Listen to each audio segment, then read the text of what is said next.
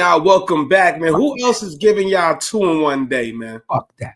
I don't know who's giving y'all 2 in 1 day like this, man. Y'all. 2 in 1 day. The 2 in 1 day. I ain't say 2. Nigga, I ain't say 2 meats in 1 day, nigga. You're not gonna no, nigga. Nah, I was the toe who's giving you 2 in 1 day. Was crazy. Nigga, I might be slapping some chicks too. That ain't close. I'll stand on that. All right, well, okay, well, if with that analogy, then I can go for that. I'm just telling you right now, that was crazy. Hey, yo, ladies and gentlemen, we are fucking back. Like Cuzzo said, I'm not repeating what he said because then he gonna hit me with the ball. Then he gonna hit me with the fucking pause. But I told you, listen. Listen. This is real talk, and we gonna get to the shit. We gonna get to we gonna get to the shit. Woo, we gonna get the shit now. Exactly. Because I'm telling y'all right now, was no way on God's green earth that we was doing this fucking podcast and we wasn't talking about that fucking debauchery of a mockery of a fucking ballet performance of a fight. They can't even classify that shit as I done had better fights in the 3rd grade. I done seen crackheads fight over a 2 for 5. That's a fact. I done seen dope fiends in the middle of the dope fiend lean. In the middle of the dope fiend lean. Fight better than that. But let's get the people context. If you're out there and y'all don't know what the hell we talking about, I don't know where the hell you were. But if you guys seen what's good, it happened on Friday. It was a record-breaking boxing event. You already know you had Jake Paul versus Iron Mike Tyson, the baddest man in the planet. I ain't no Iron nothing. He was the baddest man in the planet. He's still Iron Mike. No. Oh, Will just joined it. Yo, Will, we gonna send you the link. Yo, we just had one of our boxing experts, Will Klassen. Will, you are the perfect person. You gotta come on the show because I'm about to tear Shaman Mike Tyson ass up. Pause. Oh no. Absolutely not. And he had the cheeks out. Absolutely fucking not. That shit was crazy, Mo. No, absolutely not. Will, we need you to pull up, Will. We need you to pull up, man. That was insane, man. But let's give him the contest. So Jake Paul versus Mike Tyson. It was streamed on Netflix Friday, November 15th, AT&T Stadium, Arlington, Texas. 72,300 people attended and gathered to witness fight, and over 60 million households watched the fight, making it one of the biggest streaming events in U.S. history, y'all. Making it one of the biggest rip-offs without a mask, no blicky, no pokey poke, nothing. I was going. Hey, yo. I don't care no more, man. That was bullshit. That was bullshit. Now, he done robbed us before, and we tolerated it. And what this keeps showing is, we motherfuckers don't even care no more. It's like motherfuckers just love the clownery bullshit. Now, I'm on one right now. Because he been not fighting like Iron Mike. That nigga name is Shaman Mike Tyson from now on. Ain't no iron nothing. You soft as toilet paper at this point, my nigga. Yeah. Iron nothing, bro. I seen sparring videos of that nigga fight harder than what he did in that ring, bro. Are you kidding me? I agree. Are you kidding me? The thing for me, bro, is look, he's still Mike Tyson. The question I think we need to be asking is, why the fuck would he get in the ring in the first place? The reason why he got in the ring in the first place, clearly, what it showed to me, bro, at least what I ran out of the money, right? Ran out of money. 58 years old, bro, and you had close to hundreds of millions of dollars, and you got robbed blind left and right, bro, and you got to do something like that. I give Jake Paul a credit because you could have chose anybody in the world and it'd have been lit. You know what I'm saying? Right. He could have chose Canelo. He could have did the fight, had a bigger gate maybe, but you went back in history in the time to fight Mike Tyson. Right. You know what I'm saying? So I give him that. I do agree with you, bro. The sparring video, he was killing him. But he's 58 years old, bro. And that means what, bro? Bro, he looked at winded after the first 20 seconds. That's 58. What does that mean, bro? That shit don't mean you are fighting a fucking YouTuber, bro. A YouTuber. You're not fighting a young Golden Gloves. You're not fighting somebody in the fucking Olympics. You're not even fighting a welterweight or a fucking featherweight. You are fighting a fucking YouTuber. That don't mean he's fighting though. What do you mean it though? Bro, he's knocked out. I'm gonna give Jake Paul credit. I've seen him knock out Nate Robinson, a bunch of MMA guys. He's fighting. He's fighting. You've seen him knock out Nate Robinson. I can knock out Nate, but when it comes to Woodley and them other dudes, I'll knock the shit out of Nate. Oh, bam! What are you about, bro? Nate Robinson? You want to bring up Nate Robinson as a reference? He was the first one. But then what about the Woodley dude? Bro, he beat Nate Diaz. The UFC, the legend, Nate Diaz, knocked him out. Bing, bing, bing. Laid him out the ring. Let me ask you a question. What's good? Let me ask you a question. What's Jake Paul's weight? He's 220. He's heavyweight. Thank you. Heavyweight. By pure pounds per square inch, right? Power per pound per square inch. At 220, you carry a certain amount of power, whether you are totally in shape or not. It's the weight behind you. It's called dead weight that transfers with every punch. A 220-pound person hits way harder than a 120-pound person because you have 100 pounds of weight force backing that punch. Great. So anybody with any decent training that weighs that much can have a certain level of degree of power. That shit is fucking given, bro. Mike Tyson, what? At 58, that shit hit different. Bam, oh shit. Bam, oh 58, shit. Yeah, he's 58, but how long? How long Mike been? Hold on. I want the official stat. Hold on. How many punches he threw? No, hold on. Let me see something. Shout out to everybody on the check-in. I see y'all. Give me 1 second. Yeah, I just want to see. This is real talk. I see the comments in the Instagram too. 1985. Okay. Hold on. Let me before we go into. I see you too in the Instagram. This is real talk. I might blast your ass later. What happened? No. I'm gonna get to that later. You know what I'm saying? You say what up to both. Don't act like you don't know, motherfucker. Don't act like you don't know, motherfucker, or I will blast your ass in this motherfucker. Don't play with me. That's what got you cut off. Don't play with me. Oh my God. Don't play with me. This is real talk. This is real. This is my motherfucking shit. This is our shit, nigga. Put some respect on the name, nigga. Fuck out of here. Put some respect on my shit. Damn. Hey, what up? Oh, you get that energy. So, like to Mike Tyson, you said? Yeah. Yo. I ain't gonna front, bro. I did not expect that. That's like what you're talking about, bro. Real talk. Listen. Real talk. Yo, he started his career 85. So 85 to call it 2005. And then, he was the heavyweight champion, undisputed from 87 to 90. Okay, let's just call this 85. Let's do it. For everybody that doesn't have the visual, I'm counting on my fingers. I'm counting on my fingers for all the slope. 85 to 95 is 10 years, 1 decade. 95 to 05 is 2 decades. Okay. 05 to 15, 3 decades.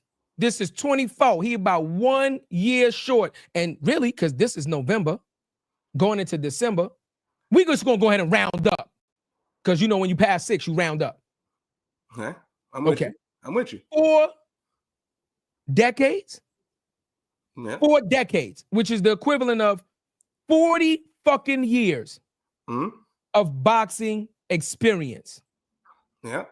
40 fucking years of fighting the biggest, not a boxer, the biggest, baddest motherfuckers in the game and knocking them out. First round. Not beating them.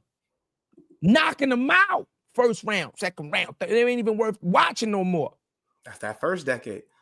No, I'm just talking over his career. Yeah. Okay. There's no way muscle memory is still muscle memory. Technically, here we go. Here's the math to that. You've been boxing longer in life than you haven't been at this point. Youngest heavyweight champion in history. Huh? You've been fighting longer than I've been alive. The longer you've been a fucking live. I get it. On this earth. And muscle memory, listen, I don't give, that's like, and I'm gonna make this comparison to make, like, because I know it's gonna be a lot of motherfuckers that be like, shut the fuck up.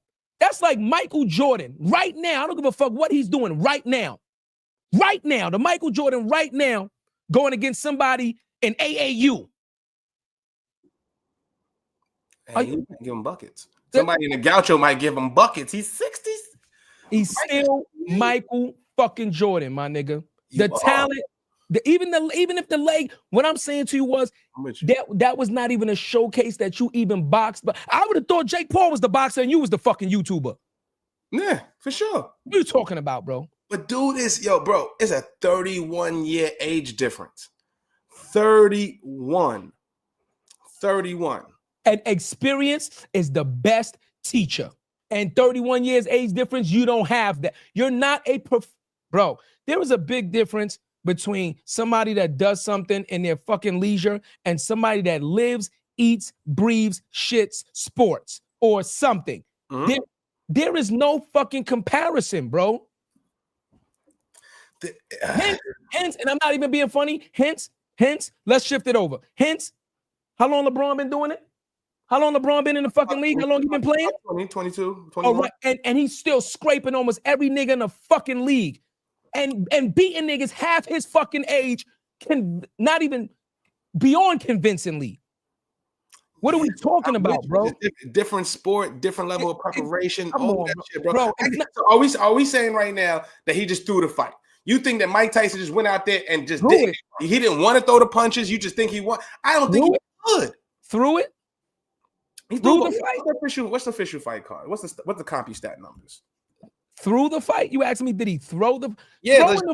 Here, the Seattle Seahawks threw the Super Bowl by not giving it to Marshawn Lynch at the 1 yard line to run it in to win the fucking game. That's throwing. That's throwing. You fought the good game. You was winning. End of the game. Marshawn Lynch, beast mode. You know he's the best. Right? Give him the ball. Let him touchdown. You win the fucking Super Bowl. You pass it. You fucking lose. That's throwing the game. That's throwing the game. Yeah. This nigga never even show. He put more energy into making a fucking spectacle of himself by wearing them little tight-ass Boy George Speedos at the fucking weigh-in, then grabbing his fucking junk. Like, you ain't got no fucking home training. And then walking around with the video with your cheeks. Come on, my nigga. Yo. All right, so Mike Tyson landed 18 punches to the body.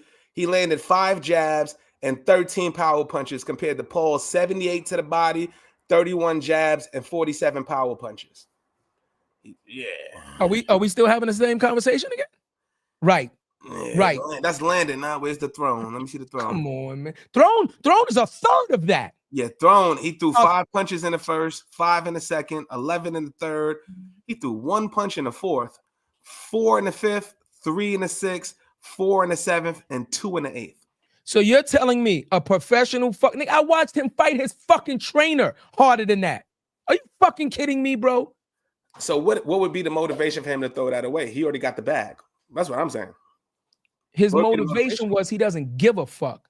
And he knows that he could fucking rape the culture and do a bunch of fucking stupid shit and keep getting away with it. I don't think that's his motivation. I don't look at it like that. Bro, it was a money grab for sure. That's no denying, right? He needed the paper. He fought for it. He prepared for it.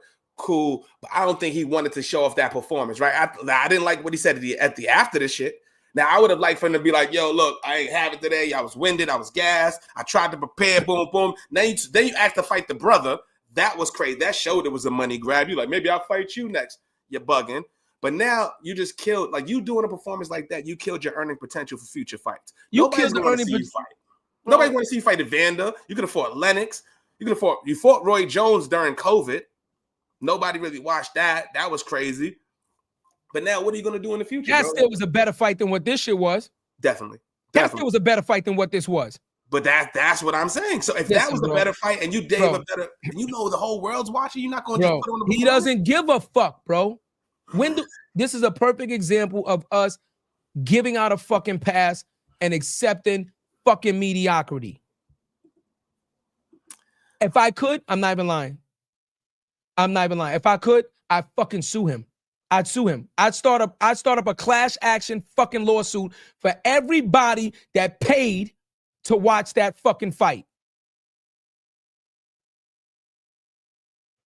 The other fights were good, man, but every fight on the card before him was 100 million times better than that fucking fight. You was the card that brought out the fucking money in every single fucking fight, including the women. Including the women. Fought way better than you fucking fought. Even with the fucking headbutting going on. It still was a better fight. Especially the Ramos fight was crazy. Yeah. The Ramos fight was insane. That's the fucking fight motherfuckers wanted to see. And you knew that. Yeah. And you just said, I don't give a fuck. Just like when I forgot the fucking person that he fought. I forgot his name. I think it was the white dude or whatever. When the white dude put him on his ass and he just fucking sat down and the ref was counting. The ref like, get up. He like, nah, I'm not getting up. I'm done. I'm done. Got the money. I'm good. Yeah, so but that's what I'm saying, bro. When it comes, you heard what he said about legacy. He doesn't care about legacy. You saw what he said, and I didn't like that response even to the little girl Jazz. Shout out to Jazz for that interview. Shout out to Jazzy, man. I love her interview style. I love everything she's doing. Shout out to her parents, all that shit. But he doesn't care about that, bro. When I've been Iron Mike for so long, in the streets and in the ring and everything in between, it doesn't matter. Like, I know who I am. Whatever somebody thinks of me of this one fight, that's not going to change his legacy. It's not one fight. It ain't one fight. He threw this one fight and I'm fucking beefing. I'm saying you ain't been Iron Mike. You are Shaman Mike Tyson, motherfucker. You begged and pleaded and did all that shit after biting. You've been a fucking embarrassment. You was a champion to the fucking culture. You was a champion to the sport, and then you became the sport's biggest fucking embarrassment. What are you talking about? You biting niggas' ears and all that? Come on, man. What are you talking about, man? Huh? I said these are Chadeo's thoughts, and his thoughts are that's a fact, and I stand on it. I fuck with you, Mike, because I stand on who he is, bro. And I stand on it. Heavyweight champion, undisputed in history. That's fine, and that's when he was that.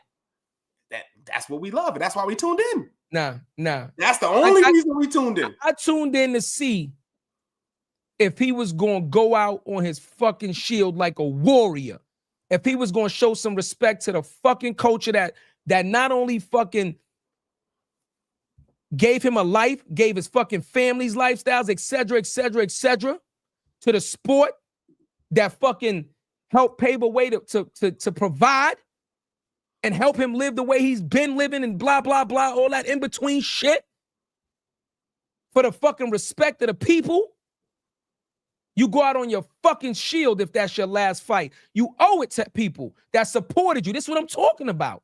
But did he not? He took 100 punches from a 27-year-old and collected his money. I get it. I don't. Bow, bow, bow. He's like, bow, bow. Just took it. Yo, bro, that still takes something.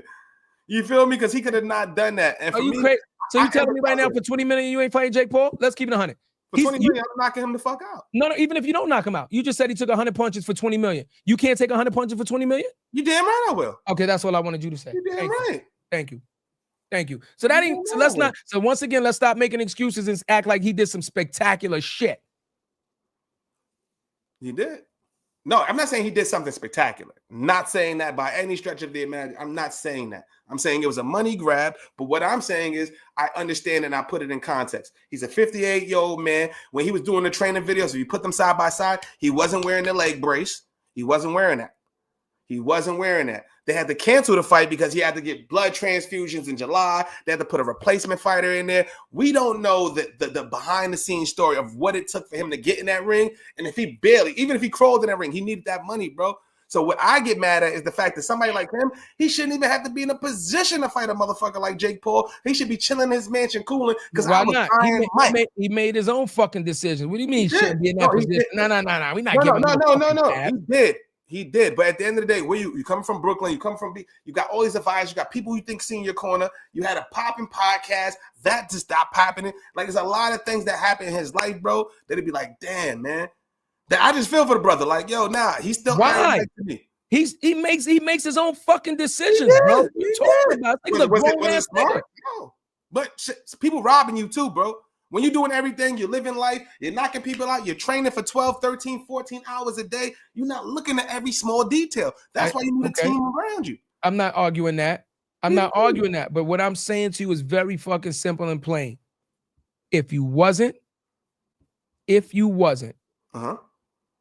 a position to fight, then you should have called off or postponed the fucking fight. So you don't go broke?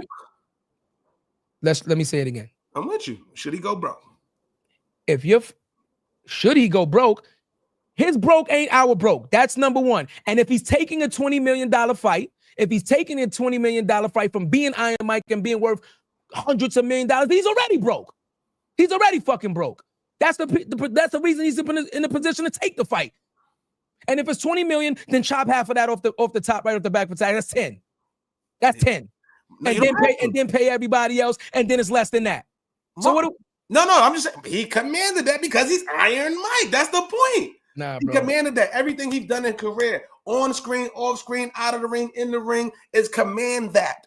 It commands that. He could have put Evander Holyfield in there, right? And probably been a better fight. You could have put Lennox Lewis in there. Probably been a better fight. Would it have been the draw that it was, bro? This was a global spectacle, bro. It doesn't happen without Iron Mike. It absolutely happens without Iron Mike because it absolutely happens without Iron Mike because Iron Mike really wasn't the fucking draw. It was Jake Paul. It was, we want to see if this YouTuber that's been knocking niggas out could go toe-to-toe with a true heavyweight. So let's keep it up. Let's keep it all the way a buck. If we're going to talk it, let's keep it a buck. It wasn't Iron Mike, wasn't the fucking draw. It was Jake Paul. If you put Jake Paul in there with any other heavyweight champion boxer, you still almost get the same fucking results, bro. No. Mike ain't the only one. Oh, you gotta be kidding me, bro. No, bro, but let's pull it up. Let's pull up Jake Paul fight numbers. I guarantee the numbers ain't the same as that Mike Tyson fight. That's clear. Guess what? Before Mike Tyson, there wasn't no Netflix deal. There was no Netflix deal. MVP Promotions wasn't doing that. You don't get the Dallas Stadium covering 72,000 people without Mike Tyson. Fuck Dallas Stadium. It's other stadiums to fight in. Dallas Stadium ain't known. 72,000. So what? It still ain't known for fucking boxing. What does that have to do with anything? I'm saying I'm trying to get Dallas Stadium. There's other stadiums that hold more than 72,000 people. College stadiums, yes, but NFL, professional, that's the biggest. Let's try again. It's a stadium. It doesn't matter what event the stadium hosts. Most stadiums are convertible and they hold multiple events. So it being a primary NFL stadium has nothing to do with nothing, bro. Hey, bro, you're missing my point. You're arguing the wrong point. My point is that does not, I don't give a fuck what stadium. That does not happen without Mike Tyson, bro. I don't believe. I'm telling you, I disagree. Check his numbers. I'll pull his numbers up. You can trigger every single Jake Paul fight. If it's less than 17 million, then what are we talking about? What is the only variable that changed? Mike Tyson.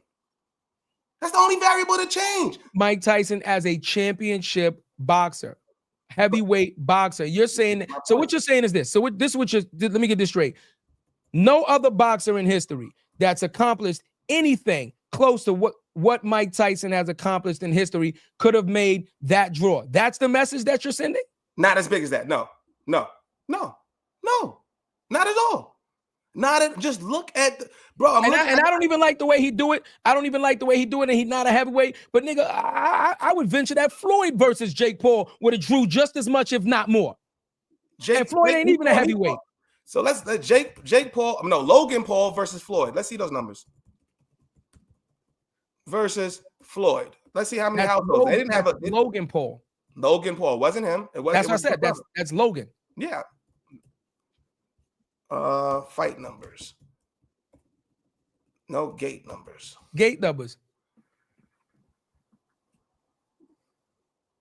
The fight reportedly sold over $1 million pay-per-view buys at Hard Rock Stadium in Miami. Okay. 1 million. Okay. But who's Jake Paul at that time? Nobody. Bro, now we're changing the goalposts.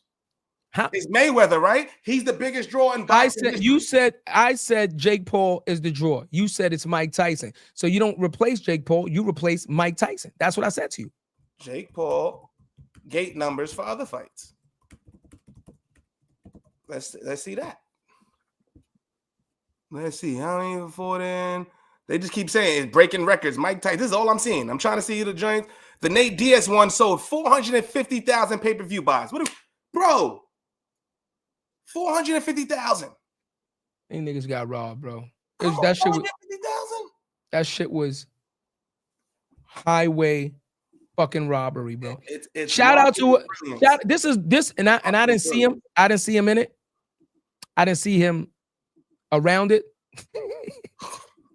Clearly, he can't be present. Whatever. But I'm just saying. Shout out to the notorious Don King. This is a Don King special. This has Don King's name etched in history. This is a Don King fucking special. I don't know, bro. It's a Don King special. Don King was robbing him blind, man. He got his paper with Jake Paul.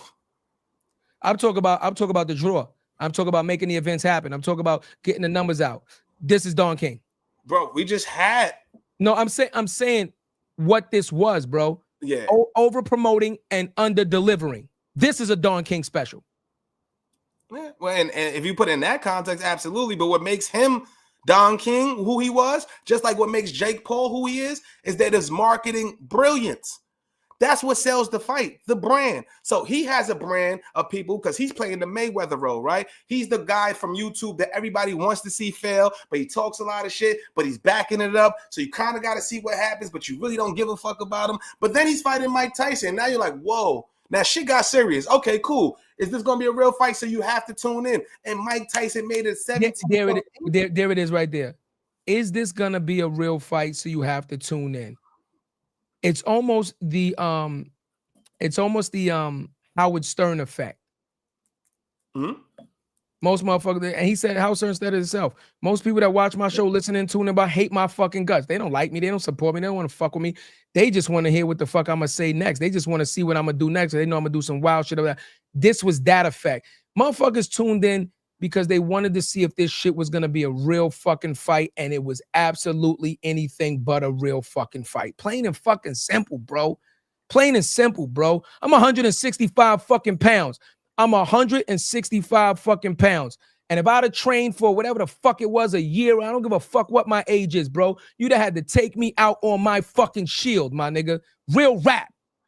You'd have had to take me out on my shield, bro. Ain't no way I'm going in there doing one punch in a round. Yeah, I'm not justifying it, but what I'm saying is it's brilliant marketing. I appreciate the business aspect of it. I love the fact that he was going to draw. Now, did they deliver the greatest product? Absolutely not.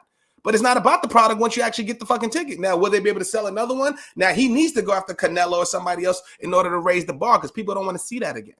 You can't go after these legacy acts again. That's not going to work. So he needs a real professional boxer to command those type of numbers again. I think it was rigged. I think it was in the contract for Mike to lose. That's what I was asking earlier. I think it was in the contract for him to fuck. You still could have lost and put on a better fucking fight, bro. One punch in a round.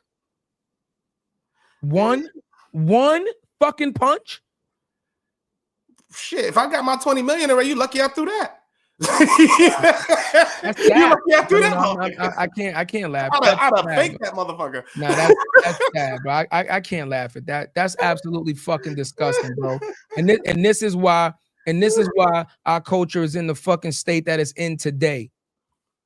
Mockeries, the money fucking grab. Instead of respecting the fucking sport, instead of putting some fucking respect on what you represent, bro. Fuck the sport, bro. Right. That's what he said. Fuck the sport. Fuck everybody else. I need some bread. Let me do this shit. I don't give a fuck. And that's exactly what the fuck he said. And that's what he showed. And that's what the fuck he did. We don't know definitively if that's what it is. We don't know if he had an ailment. We don't know anything. The motherfucker might have had a headache. The motherfucker had a fight and came out with a tribal tattoo on his fucking face he got the night before and still put on a better fucking fight that night. What are we talking about? And he wasn't 58 then. That's what I'm saying. He wasn't a grandfather, almost about to be a great granddad. He wasn't that. That's all I'm saying, bro. He's still Iron Mike in my eyes, bro. Because I've seen what he's done. Mike. The grown-ass man at 20 years old. He was knocking out 30, 40-year-old motherfuckers. Bing, bing, one round. You know what it was. And then if you talk about business-wise, how much money that he did not get because the hood was doing the fucking illegal cable? How many motherfuckers had the box? We wasn't plugging it in. So there's a lot of money left on the table. You put your blood, sweat, and tears in. And then the fact that the money that I did make is stolen. People stealing from me, doing this, doing that, like all this other shit. And you blowing it. And you blowing it. And you're blowing. You're buying tigers and lions and flamingos and shit. Okay. That's his business. Okay. That's his business. I'm just saying, don't absolve him of fucking up his own bag, bro. I'm not saying that. I'm saying it is. I'm saying him fucking up the bag has nothing to do with his legacy. Is all I'm trying to say. And if he needed this money because he is Mike Tyson, and we don't want to see our legends in the fucking or homeless or doing other shit, regardless of whatever decisions he make, he needed to do this. And that's what it was. And I respect it. Now, will I see you and pay for another fight? Fuck no. You got yours. I hope you make this one flip. But you're still Iron Mike because you still beat a lot of motherfuckers' asses and you still trained and gave so much. You're in the Hall of Fame. He got plaques in the Hall of Fame right now. I mean, that shit is all well and good. Like I said, I'm not putting no fucking respect on that whatsoever.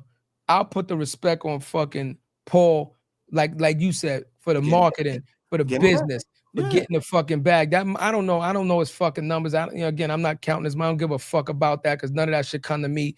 Ain't got nothing to do with me. I ain't got, you know what I'm saying, no two nickels in that shit.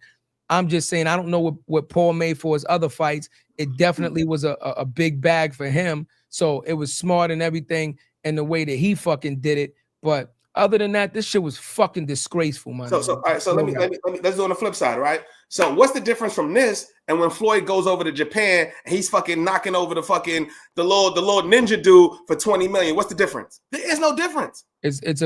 Listen, I told you if you listen to what I said before I added Floyd's name in, the first thing I said before that was, and I don't respect the way he does his shit, the way he's fighting and the shit that he does. I said that before I even threw Floyd name in. The only reason I threw Floyd name in there is because he's still doing exhibitions. Okay. That's why I threw him in there, because he's still doing exhibitions.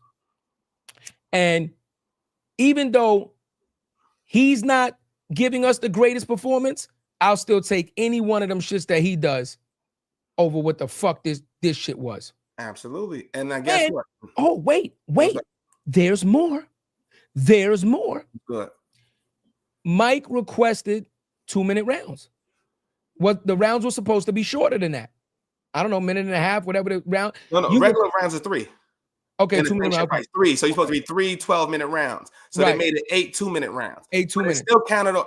What I didn't know, it still counted on his record. That's an actual official loss. If it's sanctioned by boxing, it's sanctioned, right? Yeah. Then it's a fucking loss. That's it. It was a loss. Which makes it. But you could have made an exhibition. The exhibitions are also, they're not sanctioned, but they're, you know what I'm saying? They got to get approved by the athletic directors in that where you're doing Dubai or wherever, Vegas. They have to get sanctioned in some form or fashion. Now, is an official like a WBO and all that? No. Right. But that's what I'm saying. This is what I'm saying to you, bro. Mm-hmm. This is what I'm saying to you. Like, at what point do you actually fucking put some respect on your fucking self? Take self accountability, man. Like, show some fucking respect to the culture, man. I will never fucking respect this shit ever, bro. Ever, bro. Like I said, ever. And we can't show all the clips and shit. There was a point he hit him. When he hit Paul went down. Any other boxer, any other boxer at that point goes crazy. You hit him, you kind of hurt him. It KO season. Not only did you not throw a fucking punch, all you did was this shit, ram him and push him. Get the fuck out of here, bro. You didn't even throw a punch at. It was at that point. Hold on. In a world.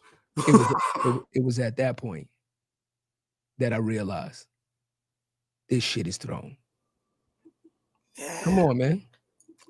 I get it, man, but it's a business, and I'm not mad at it. You know what I'm saying? My fault. Wait. Did the voice didn't change, right? Did the voice change? No. Let's try it again. It was at this point. That I knew that this shit was rigged. This nigga soft. See that there's where he ain't soft, bro. That's Mike Tyson. He ain't soft. I don't know. I ain't I don't care, bro. I don't care. This wasn't a street fight. You did all that training for what? You should have just put your fucking sparring partner in the fucking ring. The training was to sell the fight. You watched it, right? Mission accomplished. That's all I needed. So that's it, right? So if I'm trying to sell a product, I have 72,000 people here. I've got good cards, good fights coming up. And Jake Paul, you don't know what backdoor conversation they have. Yo, just we're gonna make it a good fight, We're gonna get you a bag, boom, boom. He's like, yo, I'm old, I'm tired. I really don't know if I can do this. Yo, Mike, I can get you 20. Just sit there and be you. You don't know what happened. You don't know. No, I think that was exactly the conversation. It could have. They could be like, yo, listen, get in the ring. Listen, get in the ring. Let me embarrass you. Get in Mike, what I need you to do is get in the ring. Let me go ahead and embarrass you. Let me go ahead and embarrass the culture. You don't give a fuck about legacy anyway. Don't worry about it. Come in, do a little dance, get the ball back. That's how the man talks. Yeah, man. Come on, shit is crazy. Brandy, I say the same thing. I'm like, it's a business play, baby. Of course I'm tight. Of course I'm fucking tight. Because listen, Brandy, again, like I give a fuck about the culture. I give a fuck about the culture. Example, Iron Mike, boxing legend, blah, blah, blah. You have other people, children that are training right now who idolize this man, who is about to dedicate their life to a sport that idolize this man. There have been people that have boxed after them, that are professional fighters now, that have come and boxed because they seen Iron Mike box. You are absolutely right, because I care about the culture. So that message that he just sent to the culture was he doesn't give a fuck about nobody but himself. And that kind of selfishness I can't get behind. Money for your soul. But okay, cool. Understood that part. But what about when I was 20 years old and fighting, and when I was in fucking juvenile detention, and the only person who came to save me was Customato? Where was the culture then? When I was in the fucking juvie. Why was you in juvie? Hold on, why was you in juvie? No. I'll let you get off. I just asked you, why was you in juvie? It doesn't matter why. Let me get off. It doesn't matter. Bro, he made a decision. Clearly, he made a decision. He fucked up. Who cares about that, right? You talking about the culture, right? Nobody from the culture came and saved his ass. It wasn't a black trainer. It was Customato came in, trained him, got his life right. And guess what? He fought everybody. He put in the work. He did what he needed to do. And the culture, and guess what? A lot of the culture is probably shit that he fucked up and had fucked up situations, right? The culture is the one that put his ass in jail. The coach, I know you ain't just. You know what, bro? You know what I'm talking about. The culture put him in jail. Let me cook. I don't understand what you. The culture. If I could talk, I'd explain it, nigga. Go ahead. I'm gonna move the mic. Go ahead. You too that I'm like the emotionally invested in this. I'm just trying to have dialogue. Go ahead. No, bro. So I'm trying to look at it from his lens, right? Boom. You're talking about the culture. I talked to an actress. Whatever happened, he did it, didn't do it, whatever. I'm in jail. Lost some of my time in fighting. He gave a lot, bro. He gave his life to this shit. So to sit there and be like, yo, I don't disrespect, he didn't do it for the culture. Nigga, fuck the culture. I'm 58 years old. What I care about right now is my family, my kids, boom, boom. Because guess what? If I'm not eating, the culture ain't going to make sure I'm eating. The culture ain't going to make sure I'm eating. That's a fact. If motherfuckers doing a GoFundMe or something like that, they not doing that. And if Mike would have came out with a GoFundMe, I'm hungry, I'm broke, boom, boom, what you would have said? Well, you fucked up anyway. That was your decisions. You would have said the same fucking thing. So you damned if you do, damned if you don't. He dropped the ball. Yes, he dropped the ball. But at the end of the day, he gave other people a lane to get money that's old. There's plenty of fighters out there that's 58 that ain't Mike Tyson that might be able to get a bag now. He created a whole fucking lane, bro. I'm talking about the business. Fuck what he went out there and did. We get it. He's still Iron Mike. What he did could never be duplicated, bro.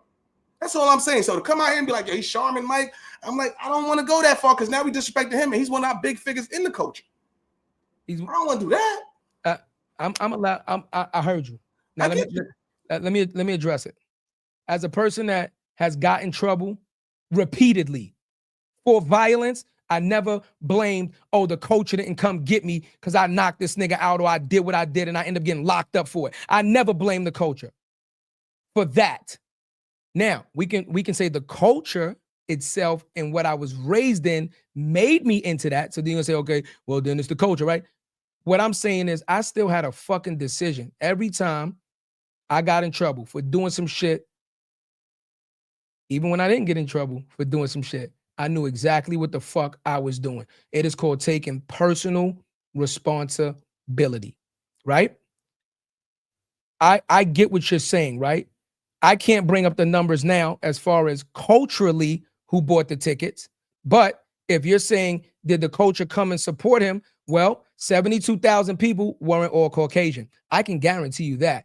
72,000 people and the people that was in attendance, because I seen a bunch of black people there,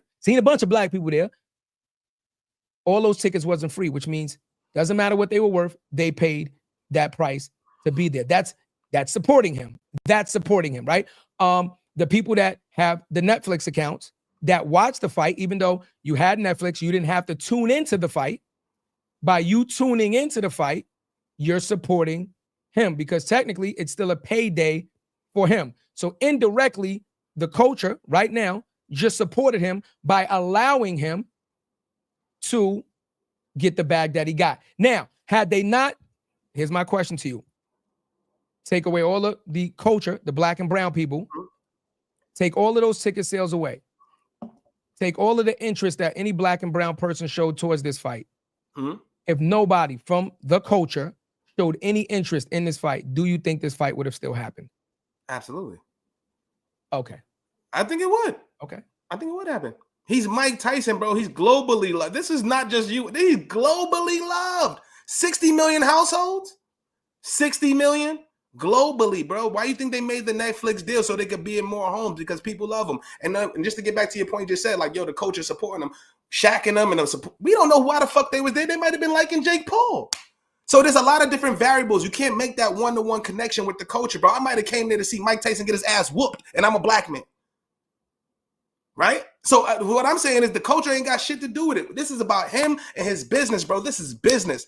Yes, we are fans of his. We love boxing. But at the end of the day, Mike Tyson, the brand and the business is a completely different thing, bro. And what he did was good business. Was it the greatest fight ever? Absolutely fucking not. But he created a lane and he got a bag. And the only reason he's able to get that bag because he put in that work as Iron Mike Tyson for 4 decades, like you said earlier, bro. So if he gives us one bad day, but you gave us 4 decades of hell, come on, bro. Does he deserve some sort of leeway? And I could agree with you with that if it was one bad fight in 4 decades. If it was one bad fight in 4 decades. But we know since the whole ear biting thing and everything else that came after that, it was all fucking trash. He hasn't given us a good fight in the last 2 fucking decades. Technically, look at his win to loss ratio for the last 2 decades. Look at the fights, look at how many losses he took, and then look at the performance value of those fights. So technically, he hasn't been giving us a good fight in the last 2 fucking decades. But after taking the hiatus, etc. So let's put it in context. Got it right here, bro. These are the people that beat Mike Tyson. Buster Douglas in 1990, Evander Holyfield in 1996, right? So doing it 4 decades, right? 1990 was my first loss. I didn't lose again until 1996. 6 years, I'm still whooping ass. Then the very next year, I lose Holyfield again in 97. He loses to Lennox Lewis in 2002. In 2004, Danny Williams, he lost. And then 2005, Kevin McBride. I think that's the one he sat down on. And Jake Paul. That's 7 losses, bro, out of 57 fights over across 4 decades, not including the amateurs. Bro, it's not like he's just throwing fights and taking money grabs, bro. So what I'm saying to you is the losses that he took, exclude the Buster Douglas because he was robbed for that. I'll champion that. He was robbed for the Buster Douglas fight. The other fights that he lost, including the ear biting, etc., those are the performances that I'm talking about. There's no reason as a professional boxer, even if you're losing, for you to do something like that. I don't know if that's ever been fucking done in boxing history. That kind of physical assault. A headbutt, okay. A couple headbutts, we can go back and forth. Yeah, nigga, he was headbutting him. Look at me, illegal punches under the belt, below the belt. You know, we've seen that. We've seen that, right? We've even seen sessions where boxers have hit somebody and kind of pushed them, right? Kind of like leaned into them with like a push to try to knock them out when they seen they was like off balance. I can go for all of that. Biting a nigga's ear like a fucking cannibal. Okay, that it was a stain on boxing, but guess what? It was also worldwide news. So at the same time, even though it was a stain on the sport, let's talk about Brandon. His name was in every fucking newspaper, every fucking whatever it was at that time, bro. At that time. And guess what? Shit like that is the reason why we tuned in today. I'm just keeping it a beam. I'm keeping all of that shit matters, bro. All that accumulates. Had he not been that, had he just lost, he lost straight up to Lennox Lewis. Lennox Lewis beat his ass. Lennox beat his ass. Lennox mopped the fucking floor with him. And I can respect that. Again, all I'm saying is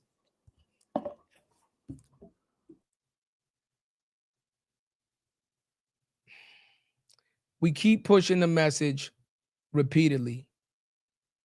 Impact over the metrics. The impact is that not one of the models of the show. Impact over the metrics. You on mute, Cuzzo. I said, yeah, impact over metrics for sure. I'm standing on that, bro. See, I'm standing on impact over metrics. I'm not saying that he's not allowed to have a bad day and lose a fight. That's not what I'm saying. Mm-hmm. I'm not saying that there are not people that have come by that had better ability, had a better day, etc., and was just able to beat him, right? Right? I'm not saying that either. Okay. Ali lost. Everybody lost technically except for Floyd and The Rock, right? Yeah. Rocky Marciano. Okay. Right? So I'm not, to go undefeated is very hard to do. Not beefing about that. I'm beefing about the defeats. And were you defeated because you got beat, Lennox Lewis?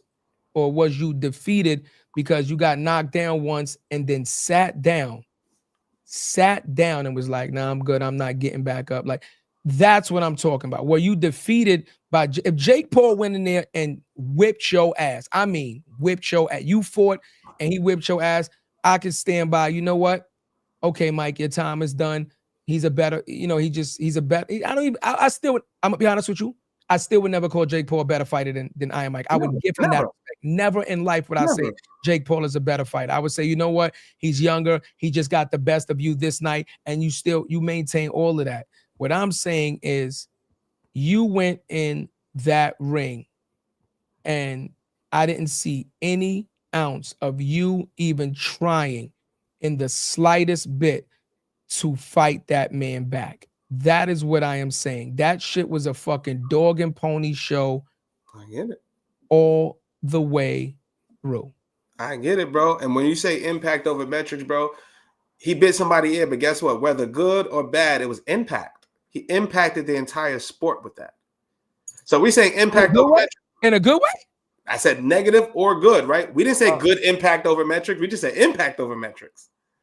So what he's done is have the impact and the metrics. And he's at a point in his life where it's just like, yo, bro, I might just be trying to eat. When he sat down, we don't know what demons he was battling. So I don't know. But I know when he's got his head straight, I know who that motherfucker is. We've seen it for years. Yo, Brandy said he's 62. What was people expecting? It was a money grab. They good. Everyone else is not. Good business. That's good. Brandy, am I saying the same? Brandy, Brandy.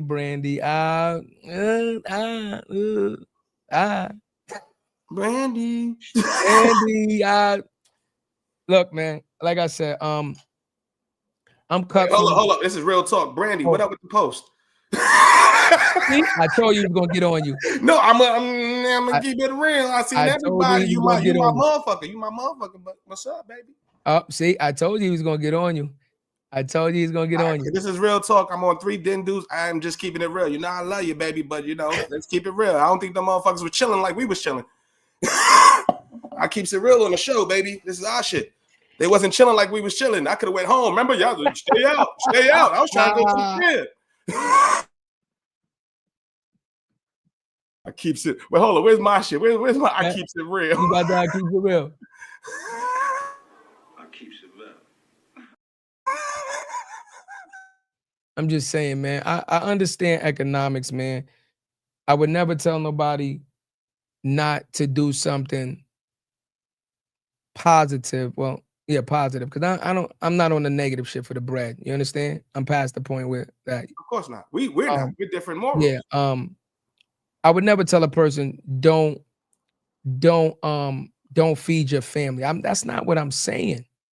That's not what I'm saying. What I'm saying is, again, like, and maybe I just think differently, and that's okay, right? That's why everybody has their own opinion, and people are allowed to operate in the form that they were before the fight. And Cuzzo brought it up before the fight. I mean, just she said, "Get out of here, Jake." She on Insta. I keeps it real. You know what I'm saying? I'm not gonna go deep on you. I'm gonna go deep on you, but I didn't see. Nah, she's a woman, so I can say that. That's not poor. She's a woman. Okay, fine. You know what I'm saying? That was borderline. She's a woman. You know what I'm saying? But I'm just saying, I didn't see them chilling. I didn't see us chilling. I don't know, my friend. I see everybody. Oh shit, that's a new insight. Oh, that was a new insight. What's up with the insight? With the it is what it is, man. 2025 is a new me, man. I'm bombing. No, listen. Life is about again, and I'm just talking. Hear me out, people. Like I said, I'm just talking about progression, and me and my cousin just having a dialogue. But I could not not say something about this fucking fight. Again, absolutely. Life is about learning. Life is about progression and evolving. You understand what I'm saying? I had a fucking issue when he did the Jazzy interview. Of all the things you could have said, how old is Jazzy? 11? How old is she? You on mute, Cuzzo? I think 11, 12. I love her, man. She's so dope. You understand what I'm saying? She is a little ass girl that is on her fucking grind, right? I don't give a fuck if you said that before in other interviews. I don't give a fuck if you said it to men or whoever else you said it to. You were talking to a little ass girl, a child who was out here busting her fucking ass day in and day out to make something of herself and provide a life for not only herself, but for her family, immediate and her future family. You understand what I'm saying?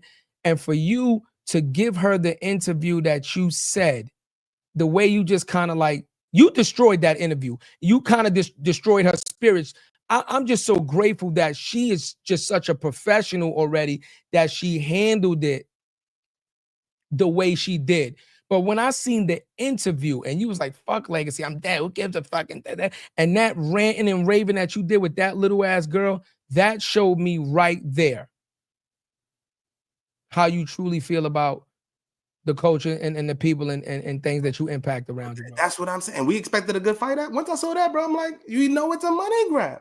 I'm not going to be mad at calling it what it is, bro. We knew what it was, bro. Did we want a good fight? Would we have loved to see a great fight? Hell yeah. Would I have loved to see an old Mike knock him out the ring? Hell, I wanted him to knock him to San Antonio.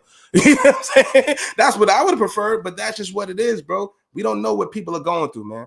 We just had a young lady on today tell us a story that we didn't know nothing about, that was so real, and we don't know what demons this brother is going through.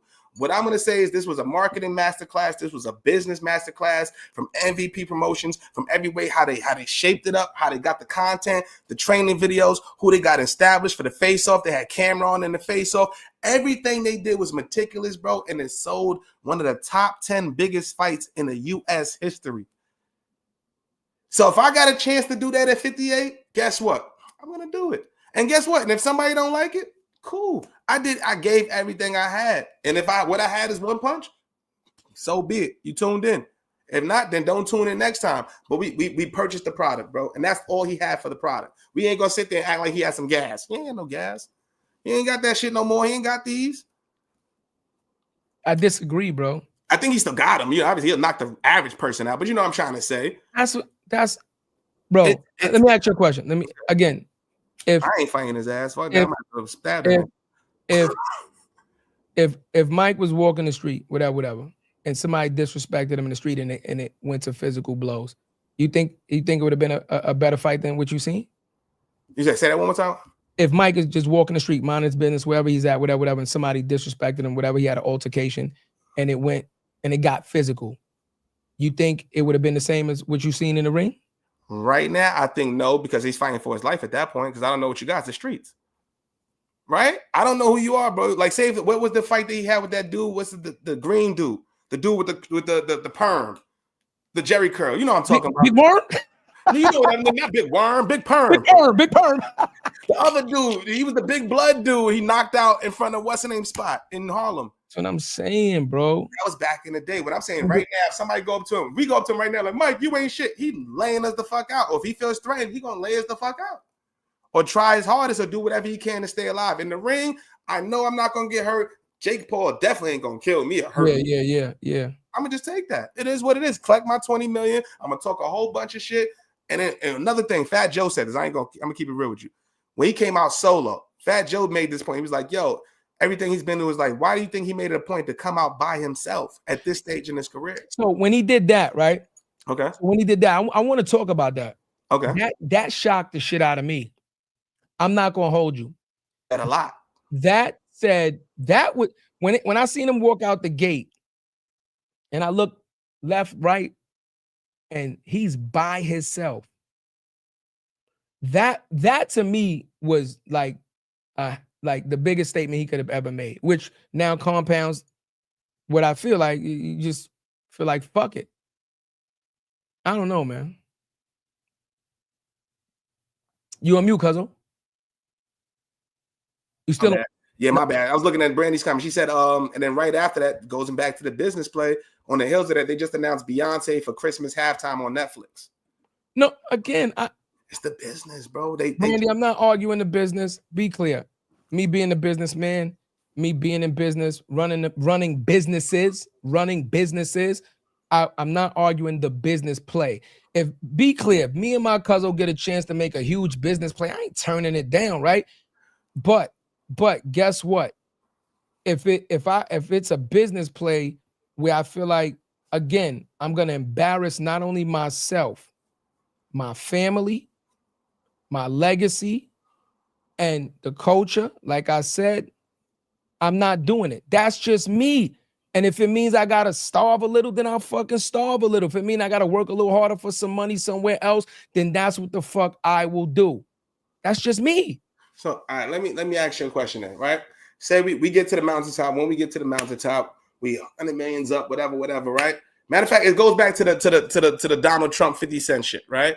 Taking the 3 million, things that could negatively impact your brand or do good for your brand, right? There's gonna be somebody that you wouldn't interview or whatever, but if they come through with the bag, $500 million to interview this one person, you're gonna say no? Again, bro, I already told you, and you can quote me, and you can play all the clips back. I already told you that I don't need to be worth hundreds of millions of dollars. I've said that 100 times already. I have said that 100 times. I'm not in this race to be the richest nigga in the world. I'm not in this fucking race to be a billionaire. You've never heard me say that, right? Yeah. Because let's be clear. A lot of people mistake what it takes to fucking live. I'm not a billionaire now. I'm not a $500,000 dude, right? $500,000 a year now. And I've been living good longer than I haven't been living good. Can we agree to that? Yeah, I get you. All right. So if I'm a millionaire and I already know how to live good at being couple hundred thousand there, then I'm all right. I just want to have I'm telling you the answer. I get it. No, what I'm saying is I want to see how, if we haven't been there, we can't judge somebody on making it there when we haven't been there. Is what I'm trying to say. We don't know what it's like to make 500 million. We don't know what it's like to blow 800 million. Now you're fighting at 58 for 20 million. We don't know. You're right, but I do know what it is. Again, but I do know what it is to have a moral compass code. That's what I do know. And I do know what it is to have principles, and I do know what it is for the culture. Because once again, that's what I'm doing it for, right? And for you to say, first of all, for you to say fuck legacy was an immediate slap in the fucking face. Let's bring up Customato. Are you not Customado's legacy? Let's talk legacy. Fuck legacy, fuck legacy. You don't give a fuck about legacy. Customato made you into what you are. Are you not Customato's legacy? No. When you mention right. Iron Mike Tyson, who do you have to mention in that conversation? I didn't mention Cuss. Thank you. But are you not Customato's legacy? So for a man that gave you everything, a place to live, a family to end up dying to make you what you was, for you to say fuck legacy is you hop to spitting on this man's grave. I totally get that, but his legacy is already cemented. So when he's telling this young girl, 11 years old, was it the right answer? Cool. But it might have also been the real one, right? So at the end of the day, my legacy is already cemented. I'm the baddest man on the planet. He could have said that. Look at you. He could have said that. He could have said that. He chose if he'd have said that, I'd have been like this. I'm the baddest man on the planet. Listen, I've done that already. Me being in the Hall of Fame is my respect to custom. Look at you. Go ahead. Talk now. Now you cooking. Keep going. No, me being in the Hall of Fame is my lineage. Everybody, I sacrificed my life for this shit. I'm in the Hall of Fame. I did everything. But at the same time, I'm also 700 million up. I lost it all being a dickhead or making dumb financial decisions or whatever the case may be. And now I need to make this for 20 million because I want to make sure my kids got a chance to eat. You know who the reporter was he kissed before he showed his cheeks? Was his son. His son. I know. So it's like I'm giving everybody an opportunity to do something bigger. I might have just did that play for that. Now my son could be a reporter doing Floyd fights. We don't know the motive behind that, bro. No, that's fine. But what I'm saying is I don't think you could have said that better than what you said. If he would have said anything along the lines of that, no problem. What I'm saying is, doesn't he have a daughter? Doesn't he have a daughter? He has a daughter, does he not? You on mute? No, my fault. I'm gonna go to comments. Believe so, bro. Okay. How would you feel if your daughter was 11 years old interviewing somebody and that person being an icon, being Hall of Fame, gave her that?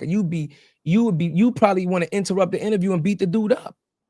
You understand what I'm saying? Everything you just said, he could have said anything in those lines. Yo, listen, my legacy is cemented. I'm in the Hall of Fame. You know, shout out to Custom Model for giving me. He could have said anything along those lines. Even if you cursed, it wasn't even about the cursing.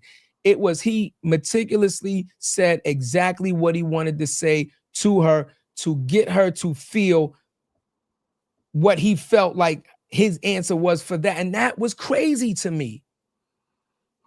It wasn't the best answer, but all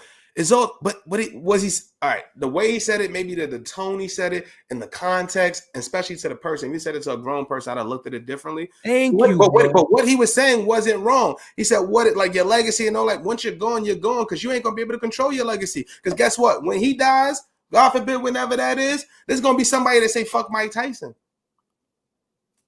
There's going to be somebody that say that. But guess what? His legacy still his legacy. The fights he had, what he's done is always going to be in culture. 1,000 years from now, when all of this shit looks completely different, his name will be mentioned somewhere. And that's more than most. I can agree to that.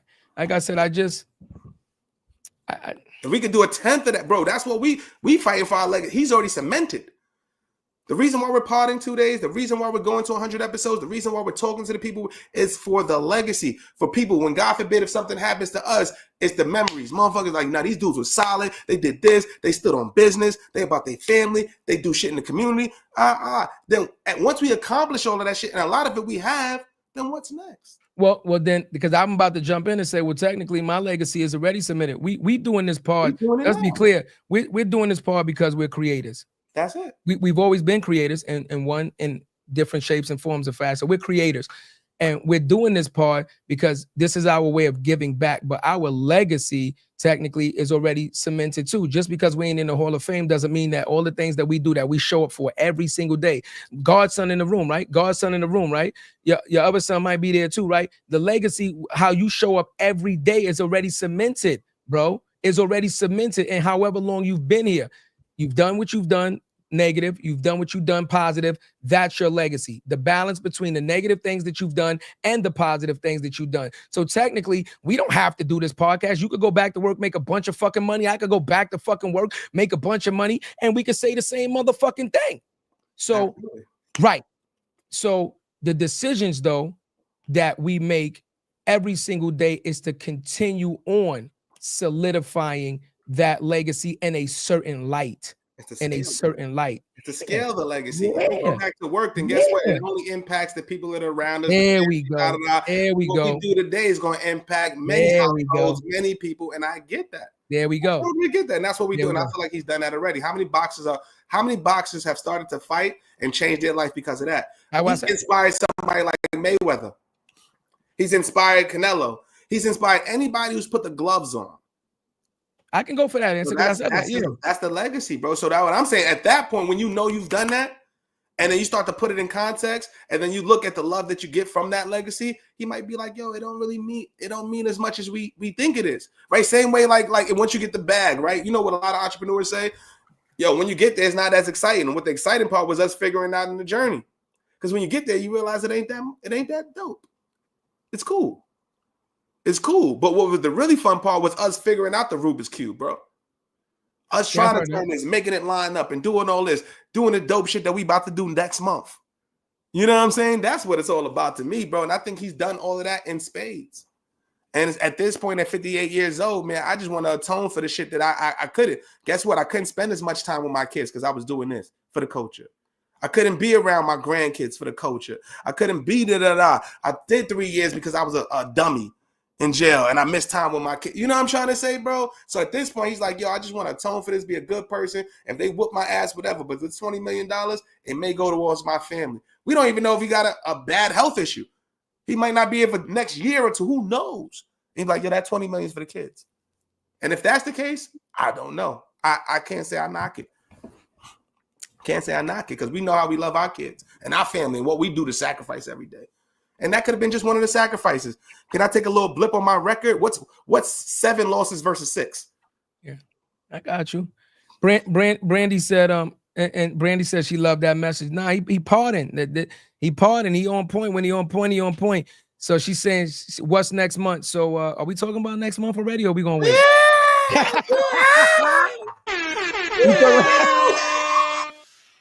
Should we? All right. Yeah. Should we? It's real talk. We got to do it. It's real talk. I got it, cuz. I mean, you listen. You pardon you. Yeah, go ahead. So Brandon, what we doing? So everybody listening, y'all, we just had an amazing conversation this afternoon with Rohan Marley. One, we have an interview coming out that we did in Black Week that was just incredible.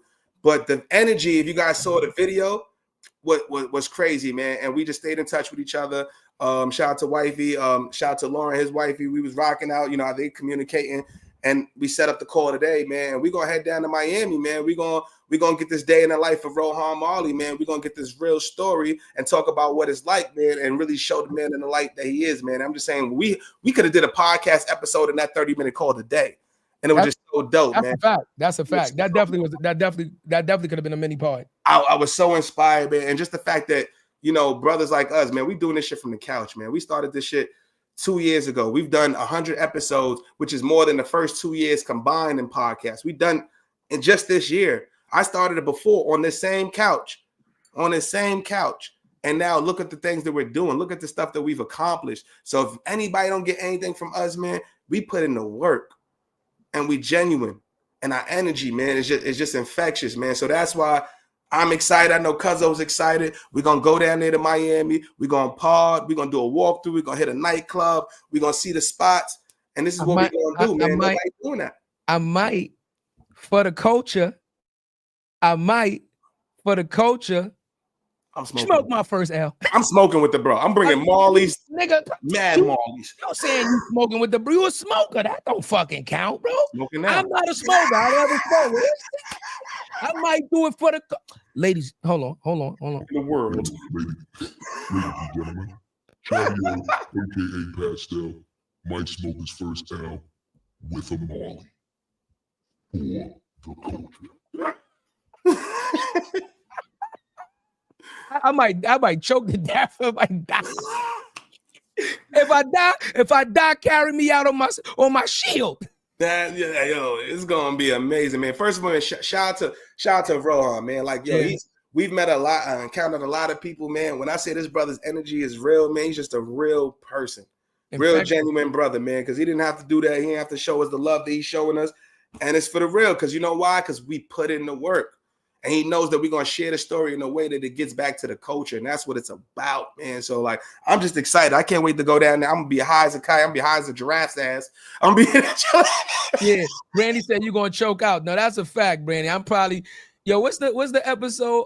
Don't be a menace to South Central while drinking your juice in the hood, where the motherfucker started smoking and got on the floor, start convulsing. He's like, pass that shit. Brandy's gonna all be on camera. We filming everything. We filming everything. I would be the one on the floor convulsing like this. Like somebody give him an Eddie. Somebody balance his ass the fuck out because we got a pod. And we gonna be out here. I'm just saying, yo, listen, ladies and gentlemen, man. Like I said, you know, this is our second episode in the day. We didn't want to take too much time. We wanted to give you a quick hour, but I had to. I don't care. I don't care. I had to get it. I had to get it off my chest, man. Like I said, I just move differently, and I believe that if we all started moving differently, then we could really start seeing some real change. That's my message, man. My message is very clear. If we want better, we got to start doing better. Not one time, but consistently. Not one time, but consistently.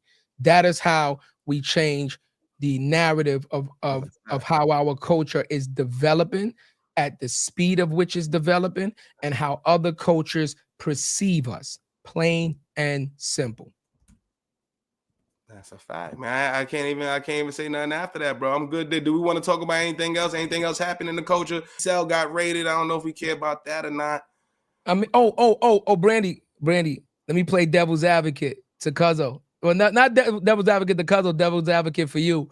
Just so you know, Brandy, Rohan posted us like 3 times. Yo!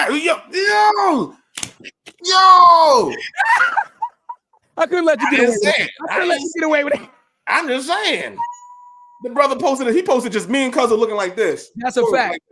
Put up a picture of us on his page by ourselves, like, I love these dudes. I'm just saying. Supporters. Yeah, I'm just saying. When Cuzzo right, he right. I got it. But we doing that across the board. It's not just for you specific thing or anybody. It's like, yo, if y'all rock with us, y'all see what we do because y'all know what our energy is like in person. Y'all know how we give it up, man. We do this shit from the heart. We don't do that shit for no other reason. We rock with you, we rock with you. We don't rock with you, we ain't getting no energy.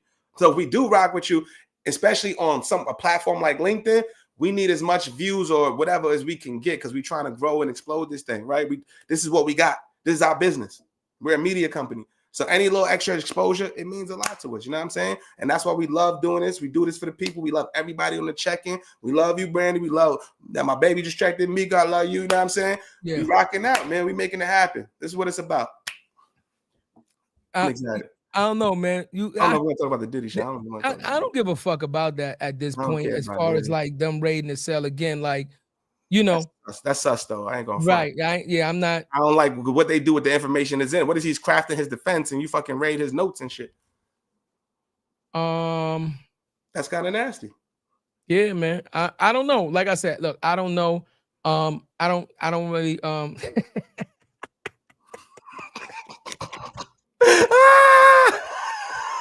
Brandon, we fuck with you. We fuck with you the long way. We fuck with you the long way, not the sideways, the long way. Yeah. That's real. Brandy, the buddy system is still intact. That's it. The buddy system is still intact, Brandy. We got you. That's I don't know, man. But listen, on another real note, right? On another real note, just to let everybody know, and we're gonna clip this up and we're gonna put this out so that y'all understand, right? We appreciate, and I'm gonna say it like this. We appreciate all the love, all the support, and everything that we have gotten to this point. But like everything in life, things must change and evolve, right? So we have been providing a platform for people to come on, promote their business, et cetera, et cetera, et cetera. And what we're going to do is continue to do that, but the parameters will be changing 2025, right? We are going to start being more selective on who we are allowing to come on the show, because we're going to require you to put in more work and more effort to show that you respect what we're doing and you're ready for this opportunity, right? Yesterday's price is not today's price.